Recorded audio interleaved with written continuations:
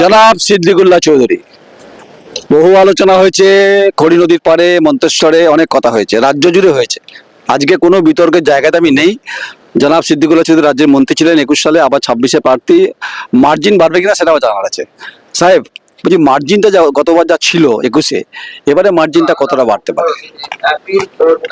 ভোটারদের উপর নির্ভর করছে।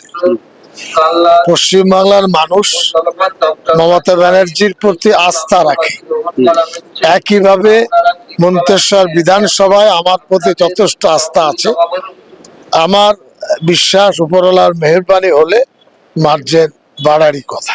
আপনার মিছিল আমি কভারেজ করেছি, আমি ছিলাম সেদিন, আপনার সাক্ষাৎকার না হয়েছে। আপনি সেদিন একটা কথা বলেছিলেন, এটা আমি জানতে চাই। শিক্ষা ব্যবস্থার ক্ষেত্রে গুরুত্বপূর্ণ সংখ্যালঘুদের একটা ভাবনা চিন্তা আপনার রয়েছে। এবারে জিতে আসা বা নিশ্চয়ই মন্ত্রী আপনি হবেন, এটা নিয়ে কোনো সন্দেহ নেই।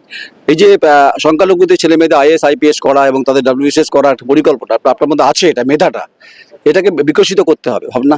দেখুন, আমার প্রথম ভাবনা হলো মন্তেশ্বরের মানুষ শান্তিতে কালাতবাদ করুক, এটা প্রথম টার্গেট। শান্তি, সুশৃঙ্খল জীবন ব্যবস্থা, এটা প্রথম মোটো। দ্বিতীয় হলো শিক্ষার ব্যবস্থাকে উন্নতি করা। তৃতীয় হলো স্বাস্থ্য পরিষেবাকে সার্বজনীন ভাবে মানুষের সামনে তুলে ধরা। আর যে গোটা মাটিটা গরম হলো, কার্যত উত্তপ্ত হলো, আমি বিতর্কে যাব না, সেটা হচ্ছে যে এই না, আমি বলছি অভিযোগ, এর উত্তর ব্যালটে মানুষ দেবে। বলছে বিজেপির সঙ্গে তার নাকি সেটিং হয়েছে। আমি ওইসব এখন ওসব কথা বলবো না।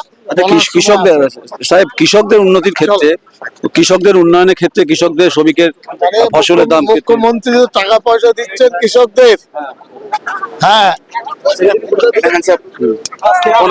বলুন বলুন বলুন বলুন। আচ্ছা, জনাব সিদ্দিকুল্লাহ চৌধুরী সাহেব নমিনেশন করে বেরোলেন, এবার বাকিটা হচ্ছে সবাই পরিস্থিতি, পরিবেশ, মার্জিনটা কত বাড়ে। নমস্কার, আমি নয়ন রায়, আমার চিত্র সাংবাদিক জয় মন্ডল, কালনা।